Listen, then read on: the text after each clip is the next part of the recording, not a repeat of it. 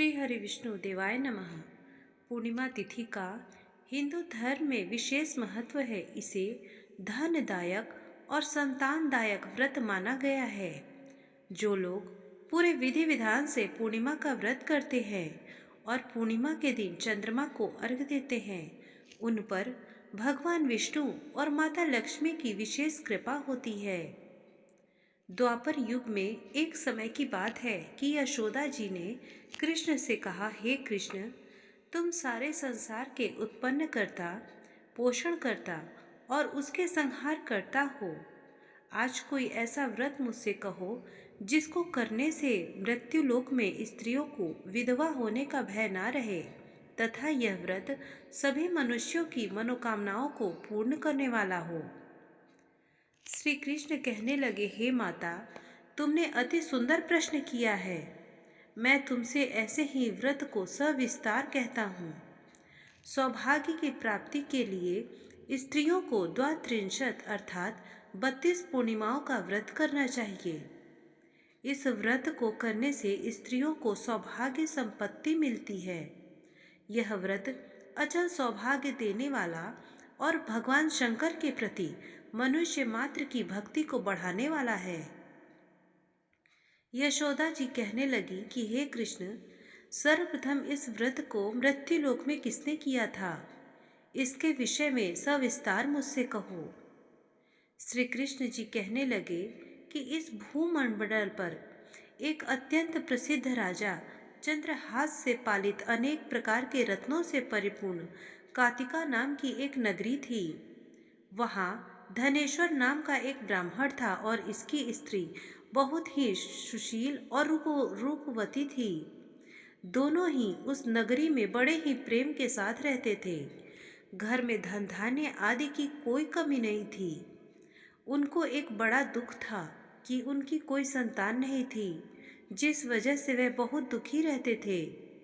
एक दिन एक बड़ा तपस्वी योगी उस नगरी में आया।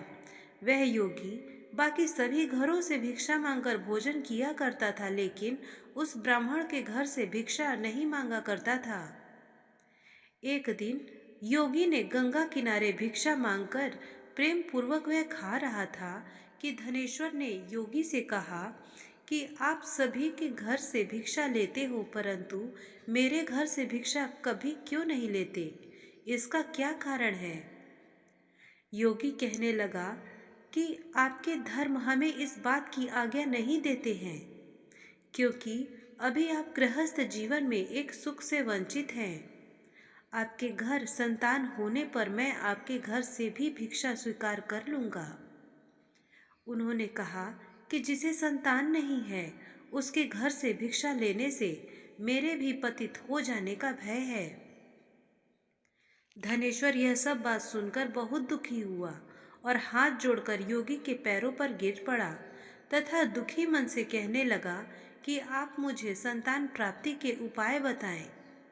आप सर्वज्ञ हैं, मुझ पर अवश्य ही कृपा कीजिए। धन की मेरे घर में कोई कमी नहीं है, लेकिन मैं संतान न होने के कारण अत्यंत ही दुखी हूँ। अतः मेरे इस दुख का आप हरण कीजिए। यह सुनकर योगी कहने लगे, तुम चंडी की आराधना करो। घर पहुंचकर उन्होंने यह सारी बात अपनी पत्नी को बताई और खुद वन में चले गए। वन में पहुंचकर उन्होंने चंडी की आराधना की और उपवास किया। चंडी ने 16 दिन उसको सपने में दर्शन दिए और कहा, हे धनेश्वर, जा, तेरे को पुत्र होगा, लेकिन उसकी आयु सिर्फ 16 वर्ष की होगी। 16 वर्ष की आयु में उसकी मृत्यु हो जाएगी। अगर तुम दोनों स्त्री और पुरुष 32 पूर्णिमाओं को व्रत को करोगे तो वह दीर्घायु हो जाएगा। जितनी तुम्हारी समर्थ हो उतने आँचे के दिए जलाकर शिव पूजा करो, लेकिन पूर्णिमासी 32 ही होनी चाहिए। सुबह होते ही तुम्हें इस स्थान के पास एक आम का पेड़ दिखाई देगा। उस पर चढ़कर एक फल तोड़कर अपने घर चले जाना। अपनी स्त्री को इस बारे में भी बताना। सुबह स्नान होने के बाद वह स्वच्छ वस्त्र धारित कर शंकर जी का ध्यान करके उस फल को खा लेना। तब शंकर भगवान की कृपा से उसको गर्भ हो जाएगा। जब ब्राह्मण सुबह उठा तो उस स्थान पर आम का पेड़ दिखाई दिया और वह उससे फल तोड़ने के लिए चढ़ा, लेकिन वह पेड़ पर चढ़ नहीं पा रहा था। यह देखकर उसे बड़ी चिंता हुई। उसने भगवान गणेश की उपासना की और कहा, हे दयानिधे, अपने भक्तों के विघ्नों का नाश करके उनके मंगल कार्य को करने वाले, दुष्ट का नाश करने वाले, रिद्धि सिद्धि को देने वाले, आप मुझे इतना बल दे कि मैं अपनी मनोकामना की पूर्ति कर सकूं।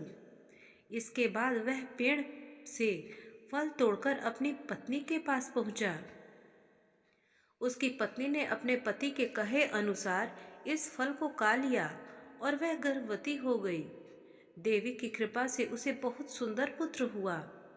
उसका नाम उन्होंने देवीदास रखा। माता पिता के हर्ष और शोक के साथ वह बालक बढ़ने लगा। भगवान की कृपा से बालक बहुत ही सुंदर था, सुशील और पढ़ाई लिखाई में भी बहुत ही निपुण था। दुर्गा जी के कथनानुसार उसकी माता ने 32 पूर्णिमासी का व्रत रखा। जैसे ही 16वां वर्ग लगा, दोनों पति पत्नी बहुत दुखी हुए। कहीं उनके पुत्र की मृत्यु न हो जाए। उन्होंने सोचा कि अगर उनके सामने यह सब हुआ तो वह कैसे देख पाएंगे।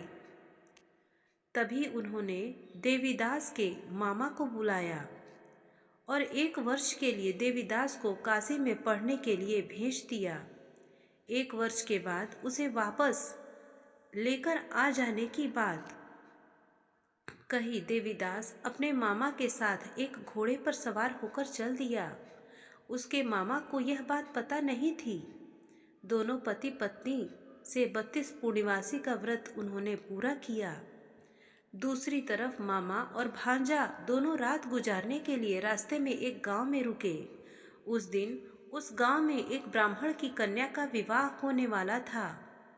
जिस धर्मशाला में वर और बारात के बाकी लोग रुके हुए थे, उसी धर्मशाला में देवीदास और उसका मामा भी ठहर गए। उधर कन्या को तेल आदि चढ़ने के बाद जब लग्न का समय आया तो वर की तबीयत खराब हो गई। वर के पिता ने अपने परिवार वालों से विचार विमर्श करके कहा कि यह देवीदास मेरे पुत्र जैसा ही है, मैं इसके साथ लग्न करा दूं और बाद में बाकी सारे काम मेरे बेटे के साथ पूरे हो जाएंगे। ऐसा कहने के बाद वर के पिता देवीदास को मांगने के लिए उसके मामा के पास गए और उन्हें सारी बात बताई। मामा ने कहा कि कन्यादान में जो कुछ भी मिलेगा वो हमें दे दिया जाए। वर के पिता ने बात स्वीकार कर ली। इसके बाद देवीदास का विवाह कन्या के साथ हो गया। इसके बाद वह अपनी पत्नी के साथ भोजन न कर सका और मन में विचार करने लगा कि ना जाने यह किसकी पत्नी होगी। यह सोचकर उसकी आंखों में आंसू आ गए। तब वधू ने पूछा कि क्या बात है, आप उदास क्यों हैं। तब उसने सारी बात अपनी पत्नी को बता दी। तब कन्या कहने लगी कि यह ब्रह्म विवाद के विपरीत है। आप ही मेरे पति हैं, मैं ही आपकी पत्नी रहूंगी, किसी अन्य की कभी नहीं। तब देवीदास ने कहा, ऐसा मत करिए, क्योंकि मेरी आयु बहुत कम है, मेरे बाद आपका क्या होगा। लेकिन उसकी पत्नी ने नहीं मानी और बोली, स्वामी आप भोजन कीजिए। दोनों रात में सोने के लिए चले गए। सुबह देवीदास ने पत्नी को 4 नगों से जड़ित एक अंगूठी दी और एक रुमाल भी दिया और बोला कि हे प्रिय, इसे लो और इसे संकेत समझकर स्थिर चित्त हो जाओ। मेरे मरण और जीवन जानने के लिए एक पुष्प वाटिका बना लो, उसमें सुगंधित मालिका लगा लो, उसको प्रतिदिन जल से सींचो और आनंद के साथ खेलो और कूदो। जिस समय और जिस दिन मेरा प्राणांत होगा उस दिन यह फूल सूख जाएंगे। जब यह फिर से हरे हो जाए तो जान लेना मैं जीवित हूँ। यह समझाकर वह वहाँ से चला गया। इसके बाद जब वर और बाकी बाराती मंडप में आए तो कन्या ने उसे देखकर कहा कि यह मेरा पति नहीं है। मेरे पति वह हैं जिनके साथ रात में विवाद हुआ था। इसके साथ मेरा विवाह नहीं हुआ है। अगर यह वही है तो यह बताए कि मैंने इसके साथ क्या दिया है। साथ ही कन्यादान के समय को आभूषण मिले उन्हें दिखाए। कन्या की ये सारी बातें सुनकर वह कहने लगा कि मैं यह सब नहीं जानता। इसके बाद सारी बारात भी अपमानित होकर वापस लौट गई। भगवान कृष्ण बोले, हे माता, इस प्रकार देवीदास काशी चला गया। कुछ समय जब बीत गया तो एक सर्प उसको डसने के लिए वहां आया, लेकिन वह उसको काट नहीं पाया क्योंकि उसकी माता ने पहले ही 32 पूर्णिमासी के व्रत को कर लिया था। इसके बाद खुद काल भी वहां पहुंचा। भगवान की कृपा से तभी वहां माता पार्वती और भगवान गणेश आ गए। देवीदास को मूर्छित दशा में देखकर माता पार्वती ने भगवान शिव से प्रार्थना की कि महाराज, इस बालक की माता ने पहले ही 32 पूर्णमासी का व्रत कर लिया है, आप इसको प्राण दें। भगवान शिव ने माता पार्वती के कहने पर उसे प्राणदान दे दिया। उधर उसकी पत्नी ने उसके काल की प्रतीक्षा जो कर रही थी, उसकी पत्नी ने जाकर देखा कि पुष्प और पत्र दोनों ही नहीं हैं। उसको बहुत आश्चर्य हुआ और जब उसने देखा कि पुष्प वाटिका फिर से हरी हो गई है तो वह समझ गई कि उसका पति जिंदा हो गया है। इसके बाद वह बहुत ही प्रसन्न होकर अपने पिता से कहने लगी कि पिताजी, मेरे पति जीवित हैं, उनको ढूंढिए। जब 16वां वर्ष व्यतीत हो गया तो देवीदास भी अपने मामा के साथ काशी से चल दिया। इधर इसकी पत्नी के परिवार वाले उन्हें ढूंढने के लिए जा ही रहे थे कि उन्होंने देखा कि देवीदास और उसका मामा उधर ही आ रहे हैं। उसको देखकर उनके ससुर बहुत प्रसन्न हुए और उसे अपने घर ले गए। वहाँ सारा वगर इकट्ठा हो गया और कन्या ने भी उसे पहचान लिया। देवीदास ने इसके बाद अपनी पत्नी और मामा को लेकर वहाँ चले गए। उसके ससुर ने देवीदास को बहुत सारा धन दहेज दिया। जब वह अपने घर की तरफ चल रहा था तो उसके माता पिता को लोगों ने खबर कर दी, तुम्हारा पुत्र देवीदास अपनी पत्नी और मामा के साथ आ रहा है। ऐसा समाचार सुनकर पहले तो उन्हें विश्वास नहीं हुआ, लेकिन जब देवीदास आया तो उसने अपने माता पिता के पैर छुए तो देवीदास के माता पिता ने उनका माथा चूमा और दोनों को अपने सीने से लगा लिया। दोनों के आने की खुशी में धनेश्वर ने ब्राह्मणों को बहुत ही दान दक्षिणा दी। श्री कृष्ण जी कहने लगे कि इस धनेश्वर को 32 पूर्णिमाओं को व्रत के प्रभाव से संतान की प्राप्ति हुई। जो स्त्रियां इस व्रत को करती हैं वह जन्म जन्मांतर के वैधव्य का दुख नहीं भोगती हैं और सदैव सौभाग्यवती रहती हैं। यह मेरा वचन है। यह व्रत संतान देने वाला और सभी मनोकामनाओं की पूर्ति करने वाला है। श्री हरि विष्णु देवाय नमः।